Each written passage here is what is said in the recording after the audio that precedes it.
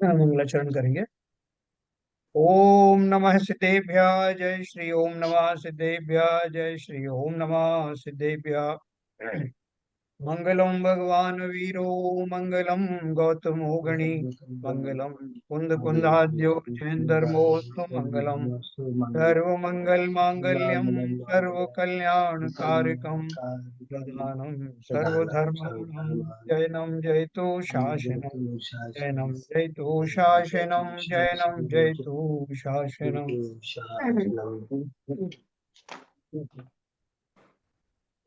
देखिए, हमारा मोक्ष मार्ग प्रकाशक ग्रंथ का प्रारंभ हुआ है और इसको करीब एक हफ्ता हो गया।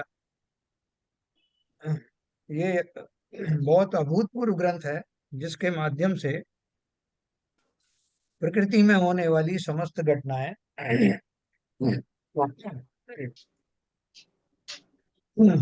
और हमारे ऊपर जो उनका कैसे प्रभाव पड़ता है, हमारे जीवन में घटित कैसे होता है, वो सारी चीजें इसमें बहुत खुल करके और बेसिक तरह से बताया गया है, जिसके कारण हमारे बहुत सारे भ्रम दूर हो जाएंगे। जो हम अपने सुख दुख के कारण दूसरों को मानते हैं, दूसरों से द्वेष आदि करते हैं, तो वो सब जो हमारा बेसिक समझ में आने से वो सारा समूल नष्ट हो जाता है। तो मैं अपनी पूरी ताकत लगा के आपको समझाऊंगा और आप भी इसको समझने की कोशिश करना, क्योंकि क्या है कि विषय बहुत, जो विषय तो बहुत गूढ़ है, लेकिन समझाया बहुत सरल ढंग से, सरल भाषा में, हमारी आपकी भाषा में है। इसलिए ये एक बार अगर आपने समझ लिया तो आधे से ज्यादा कष्ट तो दूर हो गए। भले ही हम सम्यक दृष्टि नहीं भी बने, तब भी सम्यक दृष्टियों जैसा चिंतन हमारा किंचित होने लगेगा। तो इसलिए ये बहुत इंपॉर्टेंट है। और जो जो इससे ग्रंथ से जुड़े हुए हैं, मैं तो उनसे सबसे अपील करूंगा कि अपने जितने इष्ट मित्र गण हैं सबको इसमें ज्वाइन कराएं, भले ही जब तक ये ग्रंथ चल रहा है तब तक। क्योंकि बाद में तो अपन ने देखा, इसके पहले अपन ने जो ग्रंथ पढ़े थे बड़े गूढ़ थे, बहुत सारे लोग इसी भय से जो है ज्वाइन नहीं हुए कि वो हमको समझ में नहीं आएगा, वो मंत्र आदि जो है वो कैसे वो सिद्ध होते हैं और क्या क्या होता है, ज्ञान आदि ग्रंथ। लेकिन ये ग्रंथ सबको, बाल बच्चों से लेकर के और बुजुर्गों तक सबके समझ में आने वाला है। और ये समस्त हमारे सुख दुख का जो कारण है वो स्पष्ट हमें हो जाएगा, और तब हमें लोगों से किसी तरह का कोई शिकायत नहीं रहेगी। आप स्वयं ही सोचेंगे, अगर मेरा अपमान अपमान हो रहा है तो उसका कारण मैं ही हूँ, और कैसे हूँ वो उन्होंने तर्क द्वारा बताया। तो कल अपन ने ये पढ़ा था कि घातीय और अघातीय कर्म कौन से होते हैं और उनका कार्य कैसे होता है। इसमें बहुत सारे नए लोगों ने ज्वाइन किया है, तो उनकी सुविधा के लिए मैं एक बार फिर से घाती अघाती कर्मों के बारे में ये जो आया था वो मैं आपको फिर से बताता हूँ। आपने बहुत बार सुना, वो अपन कहानी इसमें पूजन में भी पढ़ते रहते हैं, चार घातियां नाश करके अनंत बने और अघातीय कर्म जो है नाश करके सिद्ध बनते हैं, वो सब अपन ने सुना। लेकिन उनको अपन अभी रिलेट करेंगे कि वो हमारे जीवन में घातीय अघातीय कर्म का बंध कैसे होता है, कैसे वो फल आदि देते हैं, और फिर जब वो सत्ता से निकलते हैं तो कैसे जीव अपने स्वभाव में आ जाता है। ये सब अपन बात पढ़ेंगे, बहुत इंटरेस्टिंग सब्जेक्ट है, मैं आपके साथ शेयर करूंगा।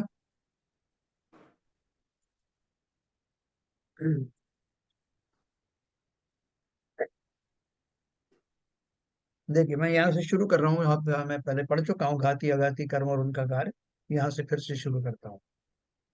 तथा वे कर्म ज्ञानावरणादि भेदों से 8 प्रकार के हैं, है ना।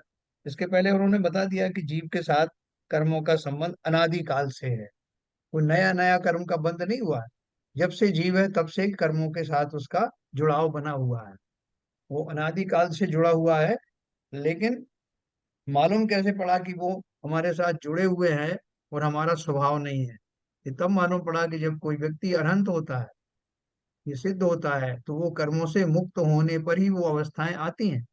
और वो अलग हो गए हैं, इसका अर्थ ये है कि वो थे तो अलग, लेकिन हमसे जुड़े हुए थे, अनादिकाल से जुड़े हुए हैं। जैसे उन्होंने उदाहरण दिया कि खान में खदान में रहने वाला जो पत्थर है या जो मिट्टी का ढेला है, उसमें सोने के कण या तांबे के कण ये सब पाए जाते हैं। बहुत सारे लोग तो पहचान ही नहीं सकते कि इनके अंदर में ऐसे कण भी छुपे हुए हैं। लेकिन जब विशेष प्रोसेस के द्वारा अपन उसको शुद्ध करते हैं तो वो मिट्टी अलग हो जाती है और सोने आदि के जो कण हैं उसमें से, जो बहुत कम मात्रा में होते हैं, उसमें से निकाल लिए जाते हैं। और जो हमको सामने जो स्वर्ण दिखाई देता है, जिनसे अंगूठियां बनती हैं, जिनसे आभूषण बनते हैं, वो सब टनों, 1 8 टन जो है, जब उसके उस जाति की धूल होती है, मिट्टी होती है, उसमें से कुछ ग्राम या कुछ मिलीग्राम वो इसमें स्वर्ण के कण मिले होते हैं। तो उनको विशेष प्रोसेस के द्वारा जब निकाला जाता है तो वो शुद्ध अवस्था में हमारे सामने आता है। इसका मतलब ये है कि खदान में रहने वाले वो पत्थर अनादिकाल से उन सब चीजों से संबंधित थे, संबंध जुड़े हुए थे, लेकिन जब विशेष प्रोसेस किया तब समझ में आया कि इसके अंदर में ये जुड़ा हुआ है। उसी प्रकार से जीव के साथ में कर्म अनादिकाल से जुड़े हुए हैं। और वो जिन्होंने इस दर्शन को पढ़ा जाना, जैन दर्शन को जाना पढ़ा, जैन दर्शन को तो छोड़ो, जो दूसरे दर्शन है उनमें भी बताया कि भैया अपने अपने कर्मों का फल सब भोगते हैं। देखो आप वैष्णव समाज में चले जाओ, इवन मुस्लिम समाज में भी वो भी कहते हैं कि बुरा करेगा तो बुरा फल मिलेगा। जाने अनजाने हम सब जानते हैं कि कोई ना कोई थ्योरी तो है जो हमारे कार्यों से, हमारे चिंतन से जुड़ी हुई है। तो इन्होंने क्या, हमारा पहला अजम्पशन दर्शन में क्या है कि जीव, सभी जीव अनादिकाल से कर्मों से संयुक्त हैं। और वो कर्म कैसे हैं? 8 प्रकार के कर्म होते हैं। और जो वो अनादिकाल से तो चले ही आ रहे हैं, उसके अलावा क्या होता है कि जब हम जिस पर्याय में जन्म लेते हैं, उस पर्याय में हमारा चिंतन कैसा होता है, उसके अनुसार भी उन कर्मों में बढ़ोतरी या घटोतरी होती रहती है ना। हमारे 3 शरीर है। हमारा जो बाहर का दिखने वाला जो स्थूल शरीर है, उसे हम औदारिक शरीर कहते हैं। इसके अंदर एक शरीर और है जिसे हम तेजस शरीर कहते हैं। तेजस शरीर कौन सा है? जो शरीर में तेज आदि भर देता है, शरीर में ऊर्जाएं प्रदान करता है, वो उसको तेजस शरीर कहते हैं। वो भी बनता तो पुद्गल परमाणुओं से ही है। और तीसरा कार्माण शरीर है, जो कि जिसमें ये कर्म जिनकी अपन चर्चा कर रहे हैं, वो उस जाति के कर्मों से ठसाठस भरा रहता है। और वो हमारा इंटीग्रल पार्ट जैसा ही हो जाता है। क्योंकि जीव जब भी कहीं ट्रेवल करता है, एक गति से दूसरी गति में जाता है, तो बाहर का शरीर तो यहीं छूट जाता है, जिसे कोई अग्नि संस्कार कर देता है, कोई दफना देता है। लेकिन जो अंदर के 2 शरीर हैं, तेजस शरीर और कार्बन शरीर, वो जीव के साथ जाते हैं। और वो साथ जा करके उनमें से एक तो एनर्जी पिंड का काम करता है, जो वहां लेके जाता है जहां जाना है। और दूसरा कर्मांड शरीर, जो उसमें कोडिफिकेशन होता है कि इस जीव ने क्या क्या कर्म किए हैं, इसको कहाँ लेके जाया जाए। वो सारा कोडिफिकेशन, हमने जन्म जन्म में क्या क्या किया, पहले से क्या किया था, किस किस से हमारी दुश्मनी हुई, किस किस से हमने बिगाड़ खाता किया, किससे मित्रता की, वो सारा बहुत सूक्ष्म होता है वो डेटा। और वो हमारे कर्माण शरीर रूपी स्थान पर केंद्रित हो जाता है, संग्रहित हो जाता है। और जब जीव कहीं जाता है तो वो उसको उसी प्रकार से उसको वो सबका फल मिलता है। कि वो जीव यहाँ से चला और उसकी गति बंद हो गई, उसकी आयु बंद हो गई कि अभी उसको नरक गति में जाना है। तो नरक गति में जाएगा क्योंकि उसके कोड में लिखा है। कोड में ये भी लिखा है कितने साल तक वहां रहेगा। कोड में ये भी लिखा है कौन से वाले नरक में रहेगा। कोड में ये भी लिखा है कि वहां कौन कौन से नारकी उसे मिलेंगे। क्योंकि नारकी हम तो पहचान नहीं सकते, लेकिन उसके जो पूर्व जन्म के जिन जिन से शत्रुताएं थी, ऐसी शत्रुताएं थी जो नीचे की अदालत में सुलझ नहीं सकती थी। वहां जाकर के वो जो सब मिलते हैं, वो अनजान व्यक्ति नहीं होते। वो सब भी किसी ना किसी रूप में हमसे प्रभावित और हमारे संग रहे होते हैं। उनसे हमारा वहां पर हिसाब किताब, वहां होना होता है तो वहां होता है, यहाँ होना है तो यहाँ होता है। तो ऐसा तीसरा कर्मांड शरीर है। वो कर्मांड शरीर में जिस जाति के जितनी जातियों के कर्म होते हैं, वो 2 प्रकार की जातियों के कर्म होते हैं, जिसमें से एक घातिया कर्म और दूसरे अघातिया कर्म। घातिया कर्म कौन से होते हैं? जिन कर्मों के कारण जीव अपने स्वभाव में आ नहीं पाता। या हम और आपकी क्या प्रॉब्लम है? हम अपने स्वभाव में नहीं, यही प्रॉब्लम। स्वभाव में आ जाते तो क्या कर लेते? स्वभाव में आ जाता तो मैं अरहंत बन जाता, मैं सिद्ध बन जाता। तो क्यों नहीं बन पा रहे हो? है ना, अपन बाहुबली स्वामी का चढ़ाते हैं ना, त्रिपुरागरु द्वेष लगे पीछे, वो शुद्ध निराकुल सिद्धों सम भवलोक हमारा वासना, ये लोग मेरे रहने लायक जगह नहीं। हाँ, अपन कहीं फंस जाते हैं तो अपन कुलीन घर के, अपन को देख के कोई कहता है अरे साहब आप कहाँ फंस गए, इन लोगों के बीच में कैसे आ गए, अरे साहब वो क्या बताएं ऐसे ही फंस गए। ऐसे ही मैं फंसा हुआ हूँ संसार में, ये जगह हमारे रहने योग्य थोड़े। तो क्यों फंसा हुआ हूँ? क्योंकि मैंने पूर्व में अनजाने में अज्ञानवश ऐसे खोटे भाव किए, जिनके कारण ऐसे कर्मों का आवरण मेरे चारों तरफ हो गया, कि मेरा अपना जो केवल ज्ञान रूपी जो स्वभाव है वो उभर ही नहीं पाया, निखर ही नहीं पाया। और इसी कारण से ये कहा जाता है कि मैंने स्वयं ही अपने स्वभाव का घात किया। स्वभाव में तो इतनी सामर्थ्य है कि मैं अगर चाहूं तो इसी वक्त में मैं केवल ज्ञानी हो जाऊं, इसी वक्त सर्वज्ञ हो जाऊं, इतना सामर्थ्य मेरे अंदर है। लेकिन मैंने ही अपने दूसरे नेगेटिव सामर्थ्य के कारण से उसको कर्मों से इतना आच्छादित कर दिया कि मेरी वो शक्ति शक्ति रूप तो बनी रही लेकिन व्यक्त नहीं हो पा रही। तो जो घातिया कर्म है उनका काम यही है कि वो आपको उस स्वभाव में आने नहीं देते। ऐसे इसलिए स्वभाव का घात कहा जाता है। घात का अर्थ उन्हें मारना पीटना है, अगर कुल्हाड़ी से काटना वाटना नहीं। घात का अर्थ क्या है? मेरे स्वभाव को ज्यों कर्म प्रकट नहीं होने दे रहे, जिनके कारण मैं सम्यक दर्शन आदि प्राप्त नहीं कर पा रहा, जिनके कारण मैं अनंत आदि नहीं बन पा रहा, वो सारे कर्म घातिया कर्मों की श्रेणी में आते हैं। और ऐसे घातिया कर्म चार होते हैं। कौन कौन से होते हैं? चार: ज्ञानावरणी, दर्शनावरणी, मोहनी और अंतराय। तो कल हमने इसके बारे में विशेष रूप से पढ़ा था कि घातिया जो पहला वाला कर्म ज्ञानावरणी दर्शनावरणी जो कौन से हैं, तो दिखा देखो उन्होंने ये लिखा है: तथा वे कर्म ज्ञानावरणादि भेदों से 8 प्रकार के हैं।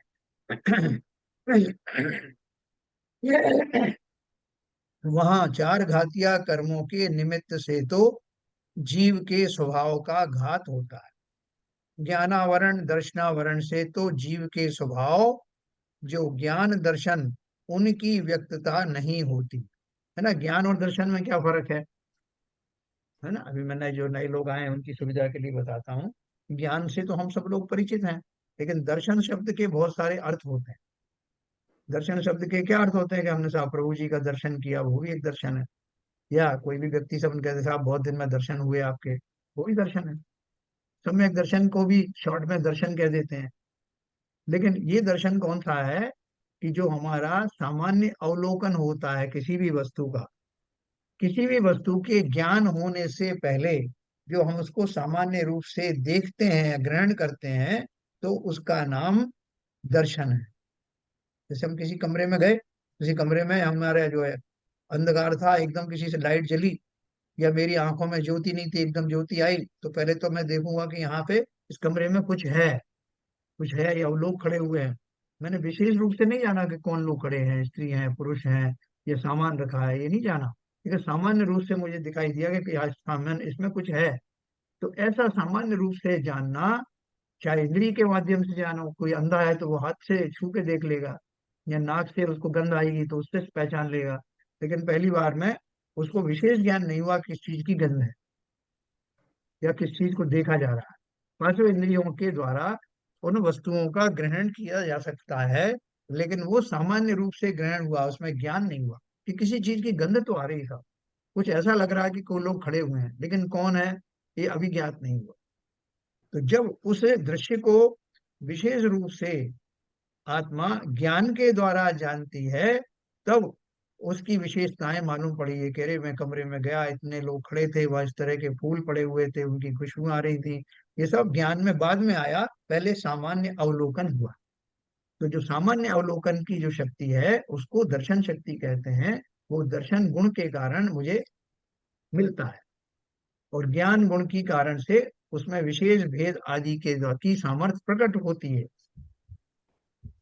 अगर ये दोनों ज्ञान मुझे ना हो तो ना तो मैं सामान्य मतलब एक वस्तु। जस्ट एक शंका आ रही है। जी।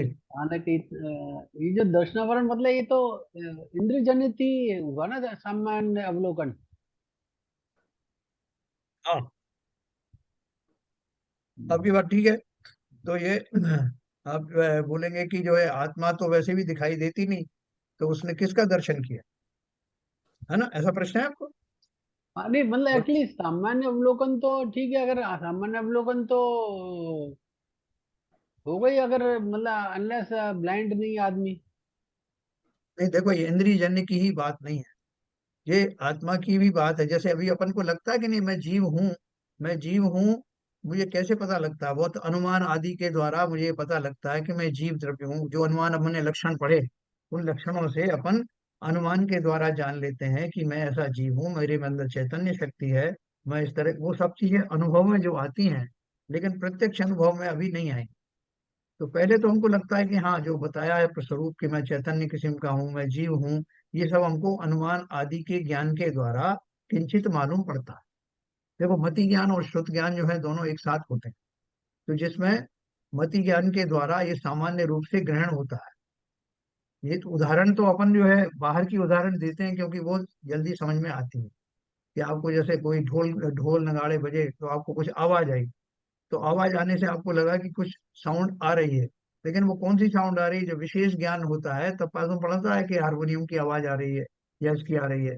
तो ये उसको भेद बताने के लिए आपको ये बात कही जा रही है कि दर्शन में और ज्ञान में क्या अंतर है। लेकिन वास्तव में जैसे आपने सही कहा कि ये तो मैंने उदाहरण जो दिए बाह्य के दिए, क्योंकि बाह्य के ही दिए जा सकते हैं। अंदर में तो आत्मा का मैं इतना उदाहरण आपको दे सकता हूँ कि जिस तरह से लक्षण आदि के द्वारा हमें इस बात का आभास होता है, सामने कोई जीव पड़ा हुआ है, तो वो जीव जो है उसमें चलने फिरने की शक्ति, वो जीव है या अजीब है पता नहीं, एक केचुए जैसा कोई दिखाई दे रहा।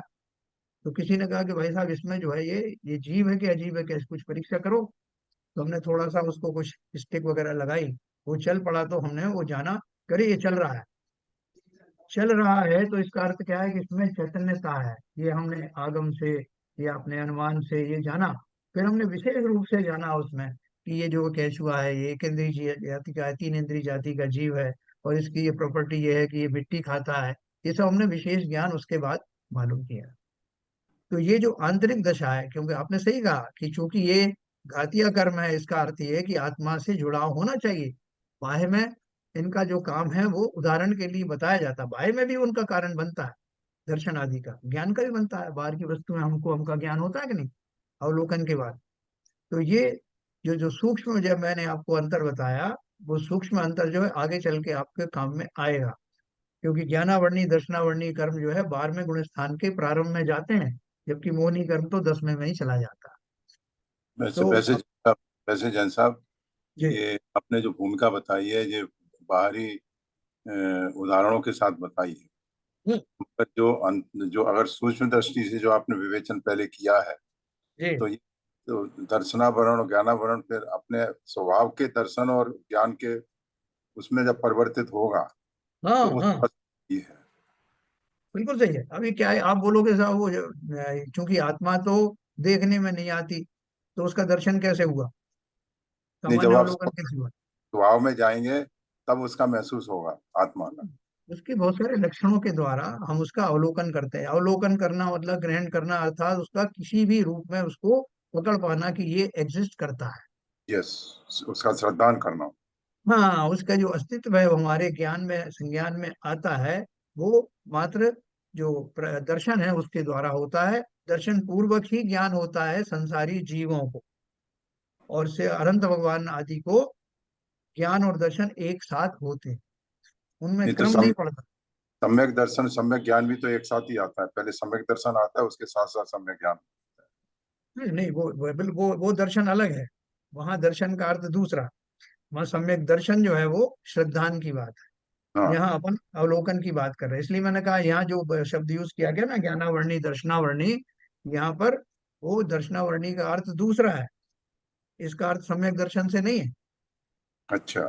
हाँ, तो जो मैंने आपको भूमिका समझाई, तो आप उसको समझना, इतना ही मात्र समझिए कि जैसे जो जो मैंने उदाहरण से आपको समझाने की कोशिश की, कि जैसे हमें सामान्य रूप से किसी चीज का ग्रहण होता है कि कोई शब्द आदि, कुछ घटना घट रही है, कुछ आवाज आ रही है, कुछ गंध आ रही है, तो हम फिर उसको विशेष ज्ञान से सोचते हैं कि ये किसकी गंध आ रही है, कहाँ से आ रही है। या तो हमने पहली बार वो सब सुना हो, समझा हो, तो फिर हम किसी से पूछते हैं, आगम से अध्ययन करते हैं, तब हमको पता लगता है कि जो मैंने देखा वो क्या था।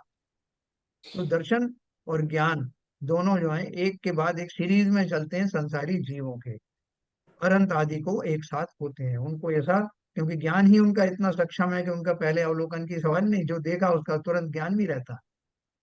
तो इस तरह से मैंने आपको ज्ञानावरण दर्शनावरण के बारे में इसलिए बताया कि ज्यादातर लोगों को इसके दर्शन के बारे में विशेष ज्ञान होता नहीं।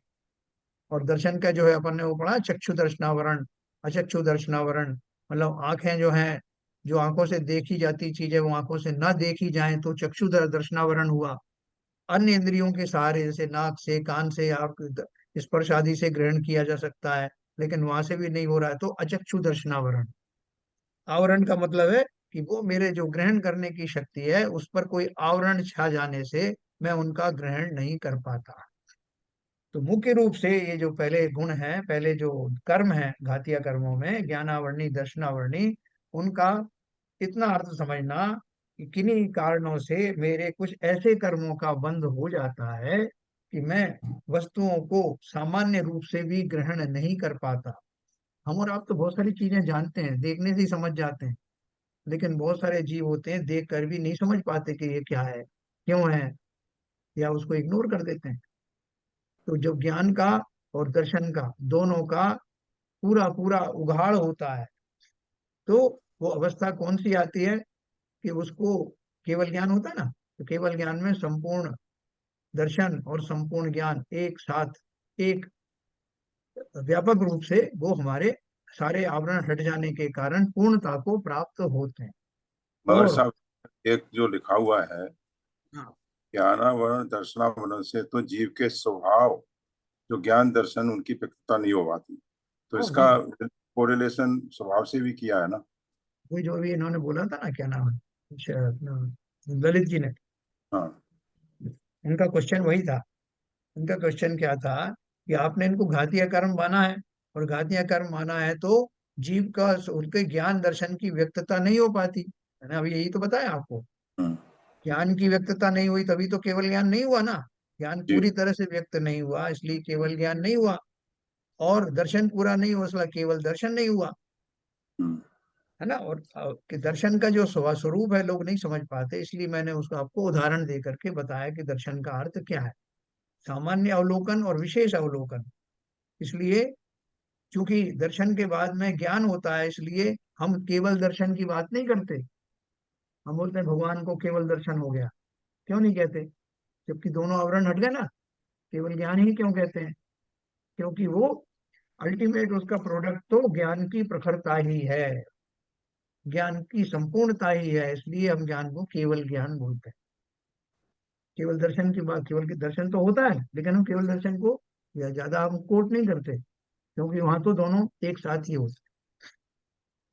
तो कुल मिला के बात यह है कि ज्ञान दर्शन से जीव का ज्ञानावरण और दर्शनावरण का आप अगर स्वरूप एग्जाम्पल से समझ गए तो आप ये मान के चलिए कि इन दोनों कर्मों की उपस्थिति में या इन आवरणों के रहने के कारण जीव अपने स्वभाव में पूरी तरह से जा नहीं पाता, क्योंकि जीव का स्वभाव ज्ञानमय ही है, दर्शनमय ही है, ये उसका स्वभाव है।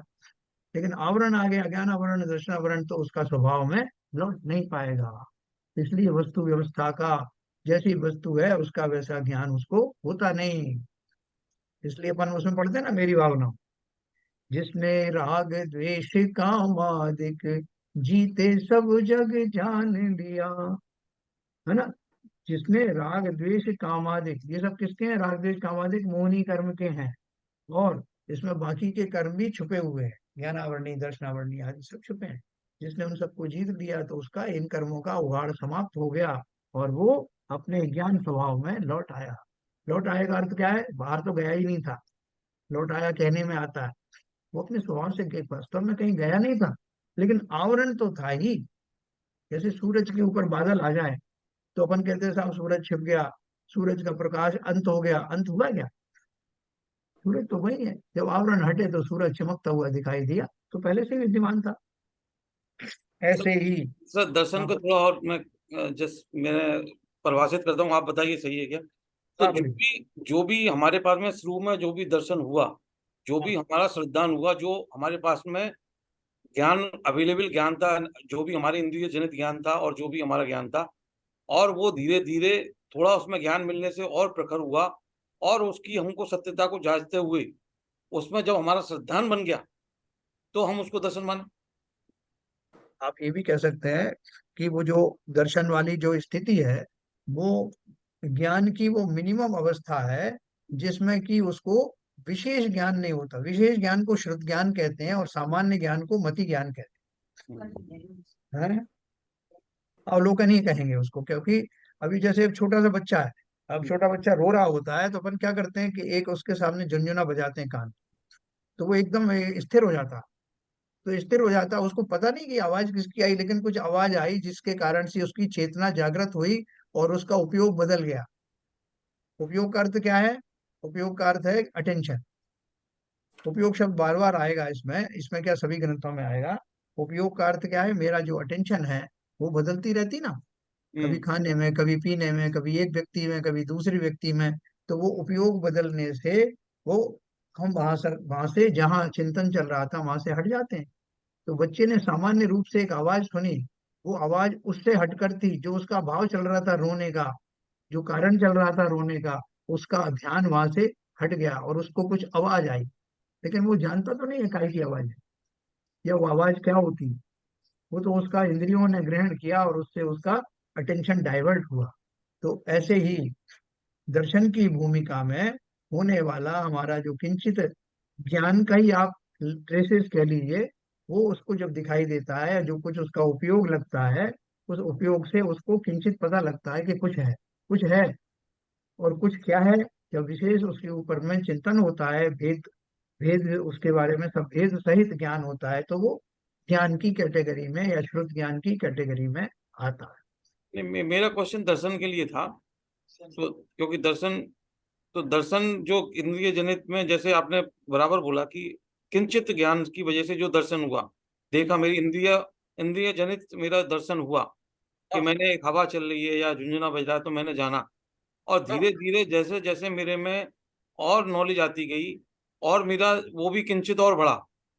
लेकिन जब मेरे को इस तरीके से श्रद्धान हो, जब मेरे को सारी चीजें समझ में आने लगी और मेरा श्रद्धान बढ़ गया, तो वो मेरा दर्शन बन गया किसी चीज के नहीं प्रति। जैसे मेरा देव प्रति, या मेरा जो मेरे को ये श्रद्धान हो गया कि भाई कि ये आत्मा और ये वेद विज्ञान हो गया, तो वो मेरा श्रद्धान जो है दर्शन बन जाएगा।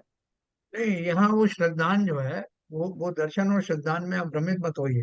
हम्म। वो जो दर्शन जो कहा, जो सम्यक दर्शन की जो बात है, सम्यक दर्शन को श्रद्धान भी कहा जाता हम्म।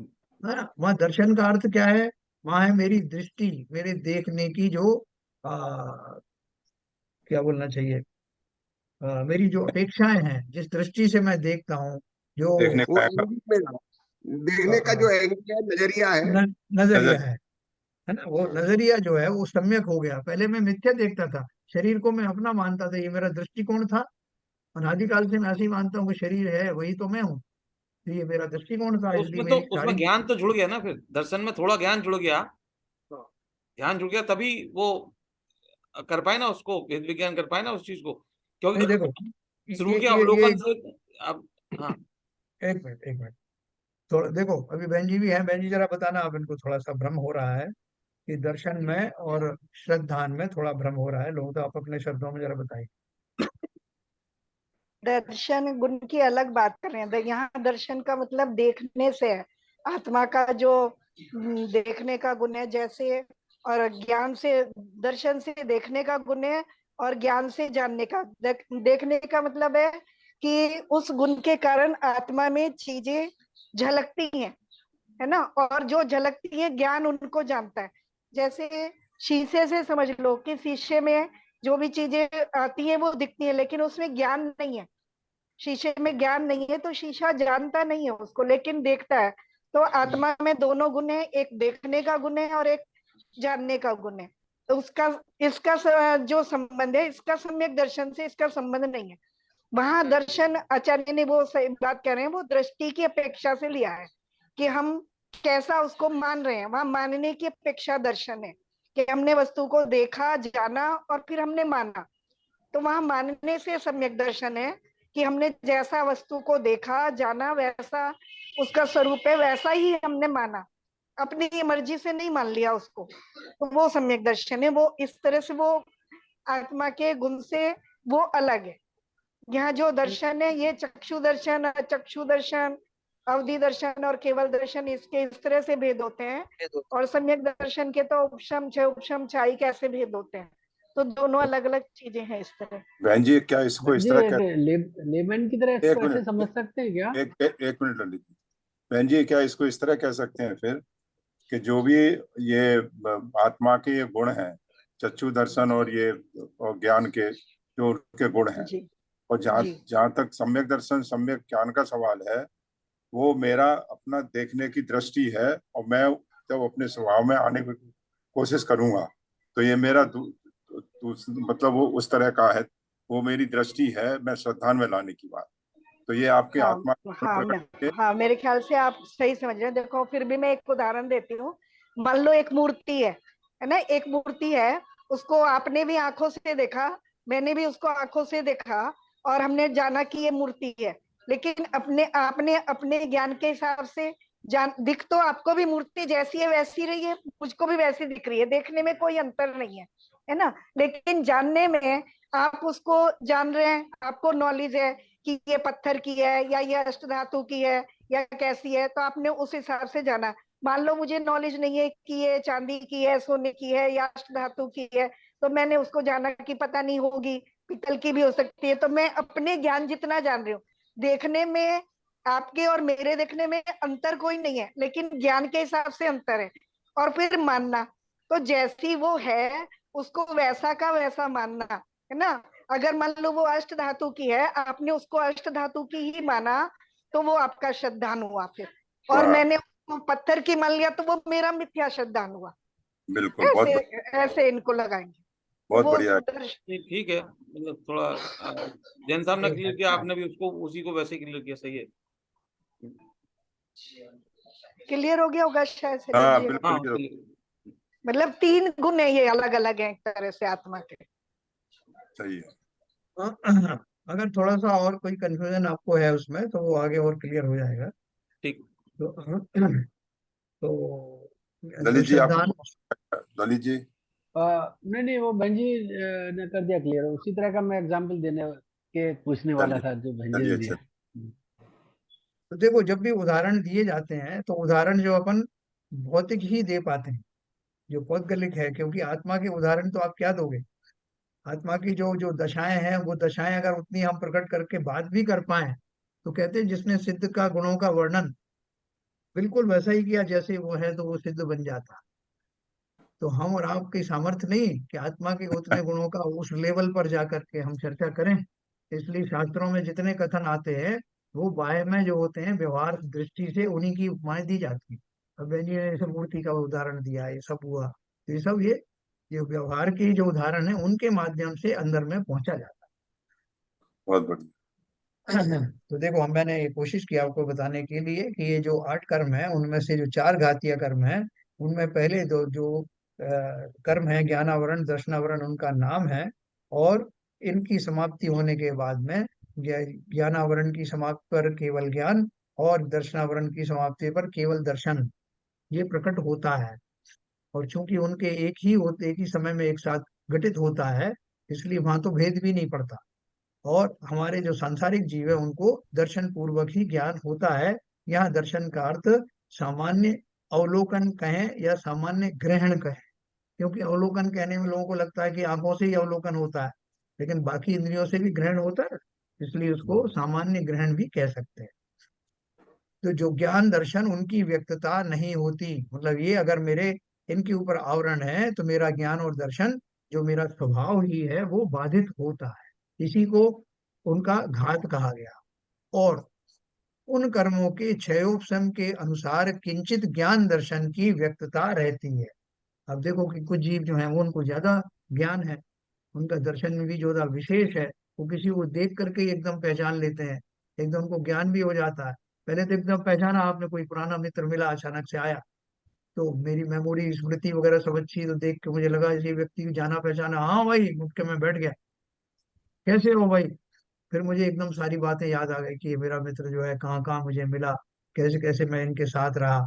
विशेष ज्ञान के द्वारा मैंने अपना जो विशेष अवलोकन एक क्षण में जो हुआ था पहली बार, उसका मैंने सहारा लिया और फिर विशेष ज्ञान का सहारा लिया। और फिर मैंने उससे क्वेश्चन पूछा, और कहाँ हो भाई आजकल, अभी भी वहीं हो क्या, तुम्हारे बच्चे क्या कर रहे हैं, मुझे सब कुछ याद आ गया। तो पहला जो फर्स्ट जो मेरी रिएक्शन होती है, वो रिएक्शन जो है वो स्थूल होती है, उसके बाद में फिर विशेष ज्ञान के द्वारा होता है। और मेरे जैसे कई लोग होंगे जिनका मुझसे भी ज्यादा क्षोभक्षम होगा, वो और भी जल्दी अच्छे से पहचान लेते हैं। कुछ ऐसे भी होंगे जो जिनको समझ में ही नहीं आता, मेरे साथ कई हैं लेकिन उनको याद ही नहीं, तो उनका ज्ञान का उघाड़ कम है, दर्शन का गुण का उघाड़ ये कम है। तो इसलिए वो कह रहे हैं कि ऐसा भी कोई होगा जिनका कि ये उघाड़ संपूर्ण हो गया होगा, उन्हीं का नाम अरहंत है। तो ये बोल रहे हैं कि वो उन कर्मों के क्षयोपशम के अनुसार किंचित ज्ञान दर्शन की व्यक्तता रहती है। किसी को ज्ञान कम है, किसी को ज्ञान ज्यादा है। ज्ञान शब्द का बार बार इस्तेमाल ज्यादा मैं इसलिए कर रहा हूँ कि दर्शन से आप लोग बार बार कंफ्यूज हो रहे हैं, इसलिए ज्ञान दर्शन में नहीं कह रहा हूँ, ज्ञान ही कह रहा हूँ। तो उन कर्मों के क्षयोपशम के अनुसार, कौन कौन से कर्म, जो ज्ञानावर्णी दर्शनावर्णी कर्म का जितना जितना आवरण हटता जाएगा उतना उतना मेरा स्वभाव व्यक्त होने लगेगा। है ना, जैसे किसी के ऊपर में बहुत सारे रंग लगे हुए हैं, उनमें से एक पोर्शन में से रंग हटा दिया जाए, किसी वस्तु के ऊपर लगा हुआ है, वो अपने को पहचान में नहीं आ रही कि वस्तु का वास्तविक रंग क्या है, वास्तविक स्वरूप क्या है।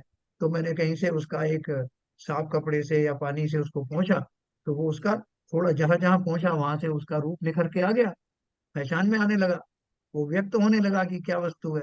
उसी प्रकार से जिन जीवों का जितना जितना कर्म का आवरण हटता जाता है उतना उतना उनका स्वभाव में प्रकटपना आता चला जाता है। इसलिए सम्यक दृष्टि जो जीव है उसका जो है वो कुछ कर्म जैसे अनंतानुबंधी कषाय कुछ चली जाती हैं, और वो दूसरी कषाय भी जाते, दूसरे कर्म भी जाते हैं, जिसके कारण से उनकी स्वभाव में आने की प्रक्रिया प्रारंभ हो जाती है। इसलिए कहा जाता है कि धर्म का प्रारंभ सम्यक दर्शन से होता है। क्यों? क्योंकि अब मेरी दृष्टि सम्यक हो गई, अब जैसी चीज है जैसी वस्तु है वैसी दिखाई देने लगी। शरीर है तो शरीर दिखाई देता है, आत्मा है तो आत्मा दिखाई देती है, शरीर आत्मा की प्रक्रियाएं अलग अलग दिखाई देने लगती हैं। मुझे कर्मों का रहस्य समझ में आने लगता है। दूसरे जीवों ने मेरे साथ कुछ किया क्या, अब समझ में आने लगता है, कोई किसी का कुछ करता है नहीं, वह में जो किया हुआ दिखाई देता है वो मात्र निमित्त ही है। अपन उसकी चर्चा आगे करेंगे तो आपको पता लगेगा कि संसार में ये सारे नाते रिश्ते शत्रुता मित्रता क्यों होती है। तो क्या बताया उन्होंने, ज्ञानावरण दर्शनावरण कर्म से तो जीव के स्वभाव जो ज्ञान दर्शन उनकी व्यक्तता नहीं होती, उन कर्मों के क्षयोपशम के अनुसार किंचित ज्ञान दर्शन की व्यक्तता रहती है। तथा अब मोहिनी कर्म का क्या काम है, मोहिनी से जो जीव के स्वभाव नहीं है, ऐसे जीव के स्वभाव कौन कौन से नहीं है उनके उदाहरण दिए। और अपन भी ये सब जानते हैं कि मेरे स्वभाव ये नहीं है, कौन कौन से हैं, जैसे मिथ्या श्रद्धान, अभी जिसकी बात हो रही थी, जिसके अभाव होने पर सम्यक दर्शन होता है। तो मिथ्या श्रद्धान क्यों था, क्योंकि वैसा मेरा आवरण ज्ञान के ऊपर में पड़ा हुआ था, श्रद्धान के ऊपर पड़ा हुआ था, मिथ्यात्व नाम का जो कर्म है उसके कारण से मुझे सम्यक दर्शन नहीं हो रहा था। तो क्या हो रहा था, मिथ्या श्रद्धान हो रहा था, मेरी श्रद्धाएं उल्टी थी, शरीर को अपना मानता था, शरीर को ही अपना स्वरूप मानता था, सारी दुनिया को किसी को शत्रु किसी को मित्र के रूप में मैंने बांट दिया था, कुछ वस्तुएं अच्छी और बुरी मान ली थी। जबकि जो सम्यक दृष्टि व्यक्ति है वो वस्तु जैसी है वैसी ही मानता है, उसमें जुड़ाव नहीं रखता कि ये मेरी है ये उसकी है, इसमें ये गलत है ये अच्छा है, जैसा केवल ज्ञानी की दशा होती है, वस्तु तो वस्तु है। तो ऐसी हमारी क्यों अवस्था नहीं है, क्योंकि हमें मिथ्या श्रद्धान था, जो मेरा वास्तव में स्वभाव नहीं है। तो इसलिए उन्होंने बोला क्योंकि मोहनी कर्म के कारण से मेरा श्रद्धान खोटा हो गया, इसलिए ऐसे जो जीव का स्वभाव नहीं वो कौन सा है, मिथ्या श्रद्धान नहीं है, अच्छा क्रोध मेरा स्वभाव नहीं है, मान मेरा स्वभाव नहीं है, माया नहीं, लोभादिक नहीं, ये कोई भी कषाय मेरी नहीं है। लेकिन ऐसा इन दुर्गुणों से रहित पना वाला मेरा जो स्वभाव है वो प्रकट होता नहीं, स्वभाव में नहीं है मुझे क्रोध, अपन ऊपर ऊपर से व्यवहार वाला स्वभाव जरूर कह देते हैं कि साहब फलाने आदमी का स्वभाव बहुत खतरनाक, बहुत क्रोधी है। वो पर्याय जन्य की बात है, उस पर्याय में उसकी ऐसी दशा है शरीर आदि के माध्यम से। लेकिन वास्तव में आत्मा में अनंत क्षमा, जो दसों धर्म है आत्मा के ही धर्म है। दस लक्षण धर्म कहाँ से है? दस लक्षण धर्म का अर्थ क्या है? धर्म के 10 लक्षण। धर्म जब जीवन में प्रकट होता है तो उसके 10 सिम्टम होते हैं। जैसे जब किसी को मलेरिया हो जाता है तो बोलते, वो पूछता है डॉक्टर, क्या भैया क्या क्या हुआ था? बोले साहब ठंड लग करके बुखार आया था, और मेरा पेट गड़बड़ हो रहा था, और ये सब हो रहा था। वो सब लक्षणों को देख के क्या बोलेगा? मलेरिया हो गया आप। हाँ, उसकी औषधि देगा। तो मुझे इस मेरे जीवन में जो कुछ घटित हो रहा है, ये मुझे वस्तु जैसी है वैसी दिखाई नहीं देती। बात बात पे मुझे क्रोध आता है, बात बात पे मैं मायाचारी करने लगता हूँ, मैं मान कषाय से भर जाता हूँ, लड़ने मरने को आपदा होता हूँ। ये क्यों हुई मेरी दशा? क्योंकि मेरा स्वभाव जो वास्तव में है वो निखर कर बाहर आ नहीं रहा, उस अनुरूप मेरा आचरण हो नहीं रहा। क्यों? क्योंकि मोहनी कर्म का आवरण है। वास्तव में है क्या? हम सब सिद्ध समान ही हैं, लेकिन उन्होंने अपने विशेष पुरुषार्थ के द्वारा इन दुष्कर्मों को नाश किया, जिसके कारण स्वभाव प्रकट हो गया। तो इसलिए हमें निराश होने की जरूरत नहीं। अंदर से तो मैं भी उसी शक्ति से भरा हुआ हूँ, लेकिन अनजान हूँ। ये नहीं जानता कि ऐसी शक्ति मुझ में भी है। कोई आपसे कह दे कि आप भगवान स्वरूप हो, तो आप क्या कहोगे? "अरे भैया, क्यों चने के झाड़ पे चढ़ा रहे हो? कहाँ भगवान और कहाँ मैं? अरे किसी और को पकड़ना भैया, तुम्हें ही मिला था।" क्यों? क्योंकि हमें पता ही नहीं हमारा ऐसा सामर्थ्य है। तो कहने वाला खाली हमारी प्रशंसा, झूठी प्रशंसा कर रहा है, झूठी नहीं कर रहा है। वो किस एंगल से कर रहा है, वो एंगल समझ में आ जाए, यही बहुत बड़ी बात। वो जो दृष्टि है हमारी, वो दृष्टि उसका किस दृष्टिकोण से बात कही है, बहुत खुद समझ में नहीं आएगा कि किस अपेक्षा से बात कही जा रही। तो एनीवे, अपन बात क्या कर रहे हैं? ज्ञानावरण दर्शनावरण मैंने आपको बता दिया। मोहनी कर्म के कारण जीवों में इस तरह के भाव बनते हैं, ये मेरा है, तेरा है, ये शरीर मैं हूँ, ये शरीर मेरा ही है, मैं ही शरीर को चलाने वाला हूँ। और जो शत्रु मित्रता की कल्पना है, वस्तुओं में अच्छे बुरे की कल्पना है, ये सब मोहनी कर्म के कारण होता है। और अब बचा कौन सा कर्म? एक अंतर। अंतराय कर्म बचा। तो तथा अंतराय से जीव का स्वभाव दीक्षा लेने की सामर्थ्य रूप वीर्य उसकी व्यक्तता नहीं होती, उसके क्षयोपशम के अनुसार किंचित शक्ति होती है। अंतराय कर्म क्या करता है? अपन ने वैसे तो बहुत पढ़ा कि लाभांतराय, भोगांतराय ना। वो भोगांतराय ये जो कर्म होते हैं जिनके कारण जीव दान नहीं दे पाता, उसको लाभ नहीं हो पाता, ये तो अपनी व्यवहार की परिभाषा है ना। व्यवहार में ऐसा घटित होता है तो अपन कहते हैं कि साहब बड़ा अंतराय कर्म का उदय चल रहा है, आज हमें भोजन नहीं हुआ, मुनिराज को अंतराय हो गया। ये सब जो अंतराय है, ये व्यवहार वाले अंतराय। वास्तविक अंतराय क्या है? वास्तविक अंतराय है कि जीव का जो स्वभाव है, उस स्वभाव में लौट आने की सामग्री नहीं मिल पाती।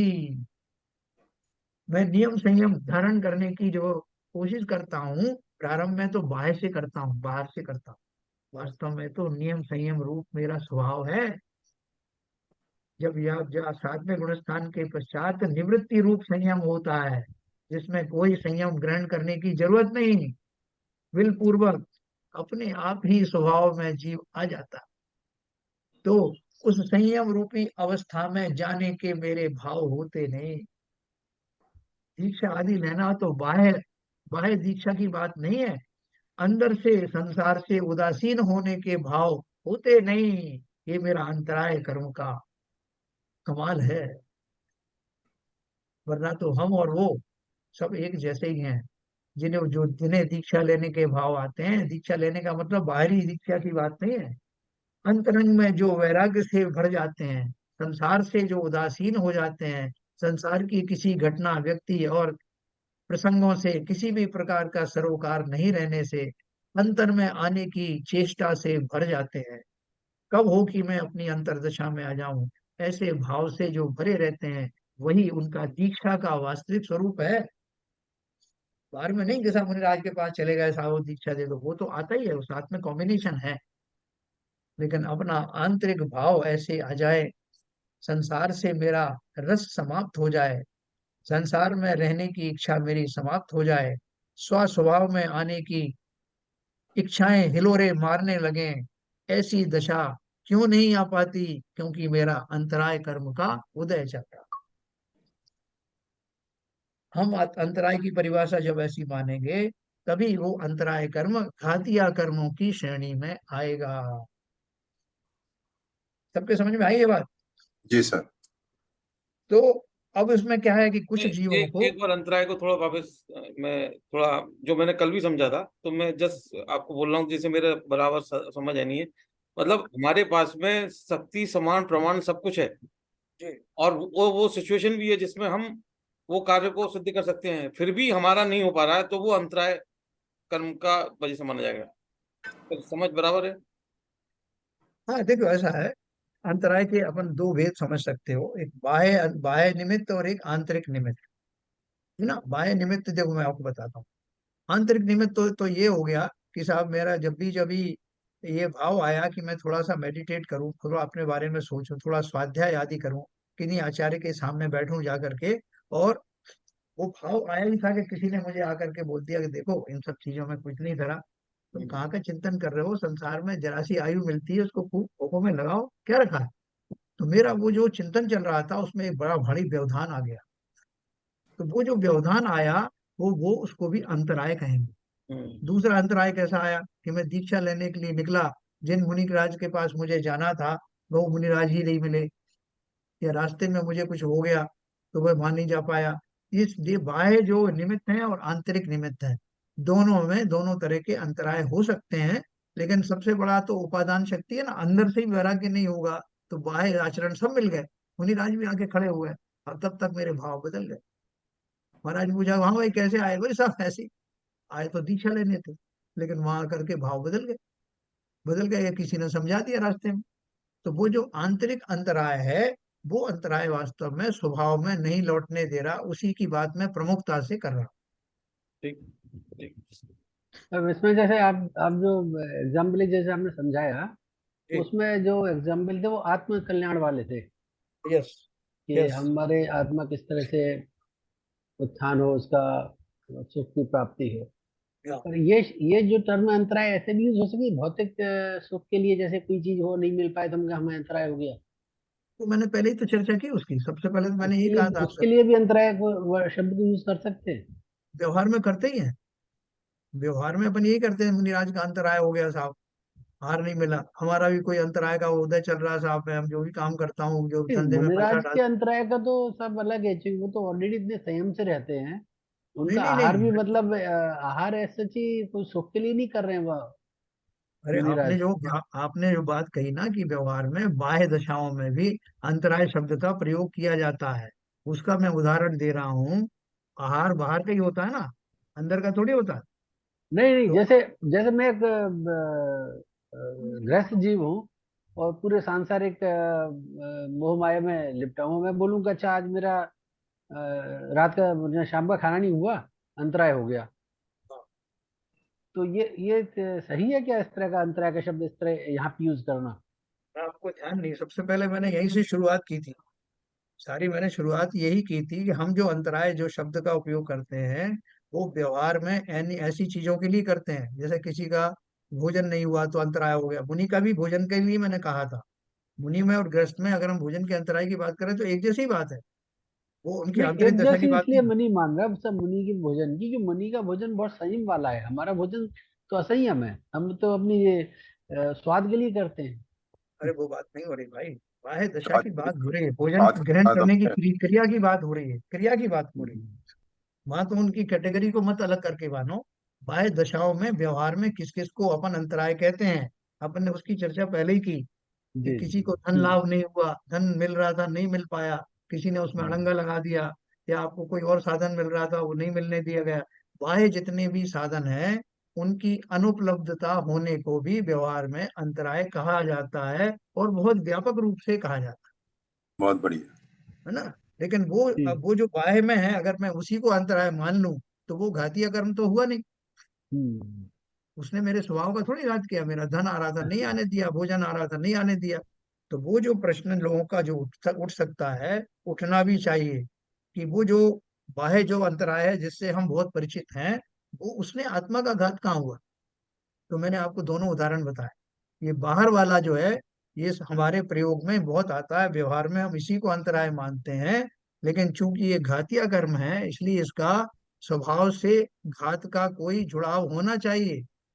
वो जुड़ाव उन्होंने यहाँ बताया, उसी को मैंने एक्सप्लेन किया। क्या बताया उन्होंने? अंतराय से जीव का स्वभाव, दीक्षा लेने की सामर्थ्य रूप वीर्य, उसकी व्यक्तता नहीं होती, वाह। उसके क्षयोपशम के अनुसार किंचित शक्ति होती है। जैसे किसी को वैराग्य तो हुआ, लेकिन कैसा हुआ? मुनि दीक्षा लेने जैसा भाव नहीं हुआ, संसार अपना रहने योग्य नहीं है तो उसको लगा। लेकिन अभी इतना तीव्र वैराग्य भी नहीं आया कि वो कपड़े त्याग कर दे, घर से निकल जाए। तो उसने जो है किंचित नियम संयम ले लिए, व्रत संयम नियम धारण किए, आंशिक किए, अलग क्षुल्लक बन गया, लेकिन मुनि नहीं बना। इसलिए उन्होंने बोला जितना जितना वो जीव के स्वभाव से अंतराय चला जाता है, उतना उतना उसका आगे के जो स्वभाव रूप में लौटने का मार्ग प्रशस्त होता है। अनंतानुबंधी कषाय चली जाती हैं तो जीव को सम्यक दर्शन हो जाता है। लेकिन उसके बाद में प्रत्यक्षानावरणी कर्म अगर मौजूद है तो उसके कारण से वो कहाँ तक पहुंचेगा? लक्ष्य लक तो बन गया, लेकिन प्रत्यक्षान कर्म का उदय है इसलिए मुनि नहीं बन पाया। प्रत्यक्षान भी चला गया तो मुनि बन गया, लेकिन शनि आरोहण नहीं हो रहा, ऊपर कर नहीं हो रहा, संयोलन दशाएं जो है तीव्र चल रही है, तो इसलिए और ऊपर की भूमिका का निर्वाह नहीं हो रहा। तो इस प्रकार से उन्होंने ये कहा अंतराय कर्म से जीव का स्वभाव, दीक्षा लेने की सामर्थ्य रूप वीर्य, जो सामर्थ्य है उसकी व्यक्तता नहीं होती, उसके क्षयोपशम के अनुसार, यानी कितना आवरण हटा है उतना उतना व्रत नियम आदि धारण होते हैं, किंचित शक्ति होती है। तो ये अपने चारों प्रकार के घातीय कर्मों के बारे में जाना है। अभी अपन इसके बारे में थोड़ी चर्चा करेंगे, जो सब लोग नए लोग आए हैं। उसके बाद कल मैं आपको फिर से एक बार ये घातीय कर्मों के बारे में बताऊंगा। भाई साहब, जी। इसका मतलब ये हुआ कि पुण्य एवं शुभ कार्य करने में जो बाधाएं आए वो अंतराय कर्म का उदय से आती है। हाँ, पुण्य कर्म, ओके। शुभ एवं पुण्य कार्य हाँ करने में जो बाधाएं पैदा होती हैं हाँ वो सब अंतराय कर्म के उदय उदय होने अंतराय कर्म का उदय होता है तभी आती है। फिर कह सकते हैं क्या? हाँ, देखो अंतराय कर्म के अपन अगर दो भेद करते हैं, हाँ दो भेद करते हैं, एक व्यवहार अंतराय और एक आंतरिक अंतराय। हाँ, वो तो चीज अलग है। जो मैं कॉमन एक हाँ जनरल एक एक वो एक लाइन समझने के लिए कि हाँ पुण्य एवं शुभ कार्य करने में जो बाधाएं आती हैं वो चाहे कैसी बाधाएं हो वो बाधाओं का कारण जो होता है अंतराय कर्म का उदय होता है। इन मैं जनरल। करूँ हाँ पुण्य बोलिए। कार्य की बात क्या है? पाप कार्य में भी जो बाधाएं आती है वो भी अंतराय है। हाँ, काहे में? एडजेक्टिव नहीं लग सकता है पाप इसमें। कार्य में पुण्य कार्य में क्या अंतर है? कार्य करने में जो बाधाएं आएगी वो अंतर है। नहीं, not at all, not at all. यहाँ नहीं कह सकते। ये हाँ मैं हाँ बताऊं हाँ यूं नहीं कह सकते। हाँ आपका भाव बना किसी को गोली मारने का, हाँ आप वो किसी कारण गोली नहीं मार पाए तो अंतराय नहीं कहलाएगा। वो भी अंतराय अंतराय होगा, नहीं कहलाएगा। वो भी अंतराय वही होगा नहीं, बाबू वो जी। आप अतिवृत्ति हो किसी गई, को मारने अतिवृत्ति जा हो रहे गई। हैं और आप नहीं मार पा रहे हैं तो वो अंतराय नहीं कहलाएगा। अंतराय के शुभ कार्य में बाधा जो पैदा होती है उसे अंतराय कहते हैं। बात ये सही है। भाऊजी नहीं भाऊजी ऐसा है जैसे खाना हमारे पास बना रखा था सुबह, और हाँ जाते जाते हमको टाइम नहीं मिला, हमारी मिसेज ने डिब्बा दे दिया कि ऑफिस में खा लेना, और हाँ ऑफिस में भी मीटिंग में फंसे रह गए, नहीं खा पाए। तो मतलब खाना भी था, सब कुछ था, फिर भी हमारे को ऐसा अंतराय कर्माया कि नहीं खा पाए, तो वो भी हाँ अंतराय नहीं कर्म माना तो जाएगा। उसमें भले ही नहीं वो पुण्य उसमें कार्य नहीं है, इसमें कौन ये सा पुण्य अशुभ कार्य कार्य है? नहीं है। इसमें कोई खाना पुण्य कार्य खाने नहीं के है। लिए शरीर को चलाने के लिए आप खाना खाते हैं उसमें आएगा तो वो अशुभ कार्य नहीं है। अशुभ कार्य करने में जो बाधाएं होती हैं वो तो आपको जो है बड़ा आप अपने अंतराय पद नहीं है, पर वो तो अटल हैं। आपके लिए फायदेमंद है। देखो देखो देखो नहीं एक वो बात तो बता। यहाँ दो सुनो बात आ गई। भाजी, हाँ बात सुनिए। ये तो हमने अपनी परिभाषा बनाई है कि शुभ कार्यों में आने वाले व्यवधान को अंतराय मानेंगे। अभी हाँ एक एक चोर है ना, हाँ वो चोर भी जब जाता है चोरी हाँ करने के लिए तो अपने इष्ट देव का स्मरण करके जाता है हाँ बिल्कुल जाता है। कि मेरा ये कार्य संपन्न हो। हाँ अगर वो संपन्न नहीं हुआ तो वो कहेगा मेरा, वो अंतराय के शब्द की जगह कुछ और भले ही यूज करे, हाँ भले कह रहा, यही मैं कह रहा हूँ, यही मैं कह रहा लेकिन हूँ। उसका हमारा नहीं, सुनो हमारा अंतराय कार्य में जो है वो नहीं हुआ। ये मैं तो अरे जाते सुन मैं लो, समझता हूँ। सुन लीजिए बाबू जी, सुन लीजिए पहले हाँ हाँ एसपी साहब। सुनाइए। हाँ, तो वो जो चोर है या जो भी जाने वाला है उसके लिए तो लाभ शुभ वही है कि अच्छी हाँ चोरी होती है आज, लेकिन नहीं हुई तो वो शब्द को भले ही अंतराय शब्द से परिभाषित ना करे, लेकिन उसके मन में यही है कि आज मेरा काम नहीं हुआ, ऐसा नहीं होना था, अर्थात मेरा अंतराय हो गया। वो शब्द भले ही वो यूज ना करे, उसके लिए हाँ वो अंतराय ही है। व्यवधान किसी तरह का आ जाना बस इसी तरह का व्यवधान जो आता है वो व्यवहार रूप से हम उसको, है। जो जानकार हैं और जो जैनी है वो अंतराय शब्द से बोलेंगे, दूसरे हैं वो हाँ कुछ कहेंगे अं- साहब ऐसी होनी नहीं थी, अभी अंतराय टाइम नहीं है। अंतराय भी साहब अब हम बोलने लगे हैं। पहले तो हम व्यवधान ही बोलते थे, जब नहीं ज्ञान था तो व्यवधान बोलते अंतराय थे। शब्द का ज्ञान कहा था। अब होने लगा हाँ, ज्ञान। ये व्यवधान बोलते थे पहले हम लोग एक्चुअली।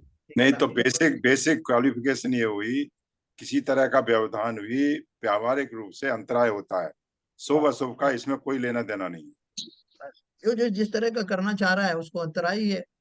वो भी भगवान को गालियां देता है कि भगवान आपने आज सुनी नहीं मेरी, अच्छा ढाका पड़ना था आज, लेकिन आपने साथ दिया नहीं, है ना। तो क्या है कि सबकी परिभाषाएं एंगल अलग हैं, उसके लिए शुभ कार्य वही है।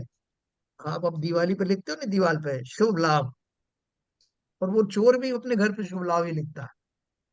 जिस दिन अच्छी चोरी हो जाती है तो उसका शुभ लाभ हो जाता है, लेकिन दृष्टिकोण अलग अलग होने से वो वास्तव में उनकी परिभाषाएं गलत और सही होती हैं।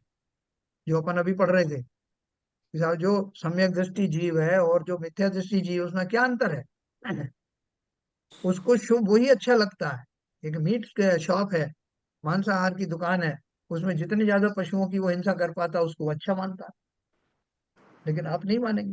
तो ये सब दृष्टि का जो भेद पड़ता है, यही तो मिथ्या श्रद्धान के अंतर्गत आता है। और अंतराय कर्म जो आता है, अंतराय कर्म की इसलिए पंडित जी ने जो परिभाषा दी, उसमें आपके पुण्य पाप और लौकिक चीजों की बात नहीं कही। हम भले ही व्यवहार में उसको उपयोग करते हैं उस शब्द को, लेकिन अंतराय शब्द वास्तव में अगर अंतराय कर्म की बात करें तो वो बुद्धिता से किया। घातिया घातिया कर्म में है। और घातिया कर्म का अर्थ है मेरी आंतरिक दशा, जो मेरी यथाख्यात चारित्र योग्य होने की थी, उसमें आने वाले व्यवधान को ही अंतराय कहते बहुत बढ़िया। तो भाई साहब ये आत्मा के स्वभाव में आने के लिए, स्वभाव में आने के लिए तो जो भी बाधाएं आएंगी वो अंतराय कहलाएंगी। बिल्कुल हैं। बिल्कुल। तो वही है अंतराय का। स्वभाव में आने के लिए, स्वभाव में आने के लिए जो भी वो अंतराय कहलाएंगी। ठीक है। आप बिल्कुल चाहें तो बाकी बाकी के जो तीन कर्म है ना, हाँ आप चाहें तो अंतराय में उसको भी ले सकते हो कि साहब मेरा जो है ज्ञानावरण दर्शनावरण के कारण मेरा स्वभाव नहीं आया, ऐसा मेरा अंतराय का उदय आया कि मेरा ज्ञानावरण दर्शनावरण बना रहा, हाँ ऐसा मेरा अंतराय का उदय आया कि मेरा मुंह नहीं बना रहा। हाँ। टच आप नहीं कर, उस तरह टच भी नहीं। उसको ऑर्बिट में ले सकते तो हो। तो सर आज आज ये बात बहुत मतलब क्लियर हुई कि अभी तक तो हम मौनीय क्रम को ही सबसे बड़ा मानते थे, तो इस हिसाब से तो अंतराय सबसे बड़ा हुआ।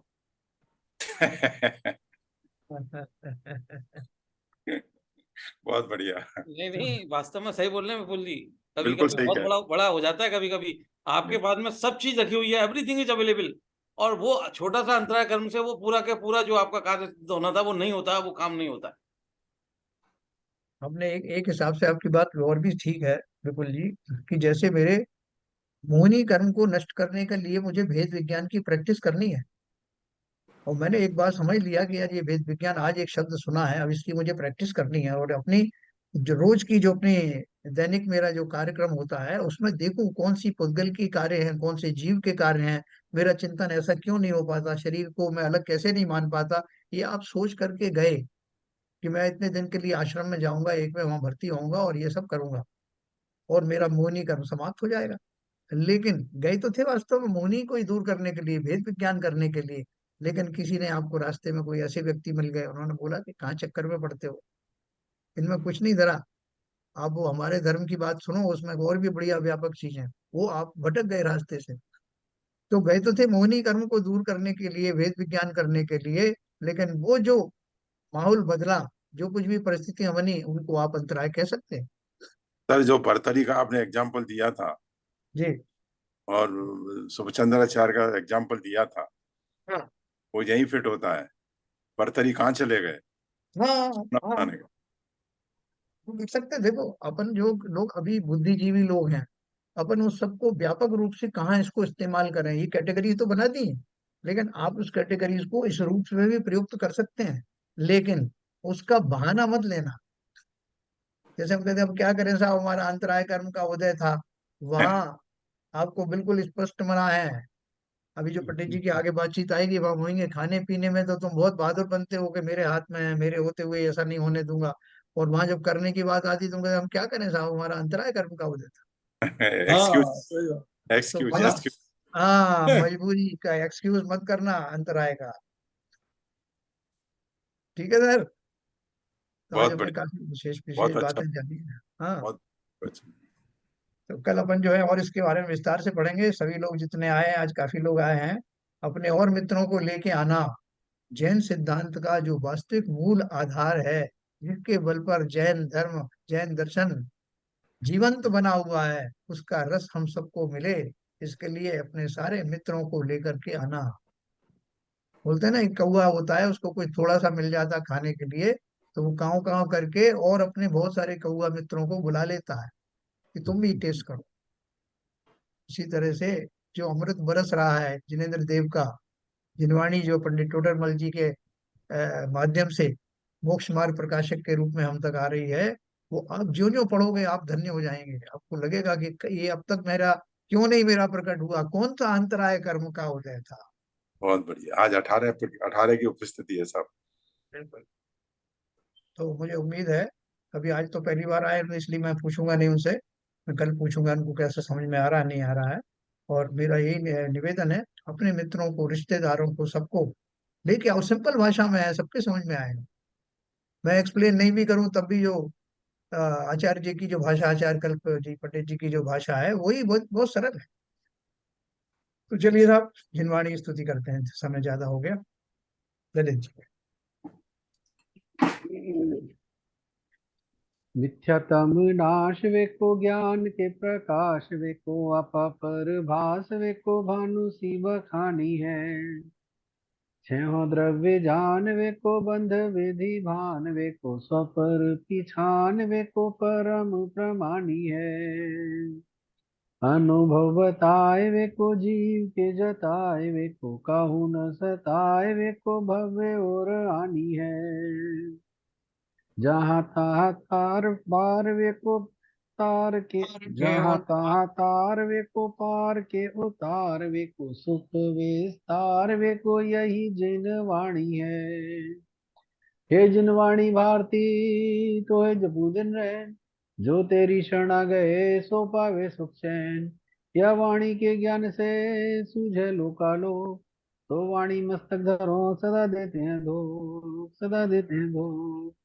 जिनवाणी माता की जय। जय।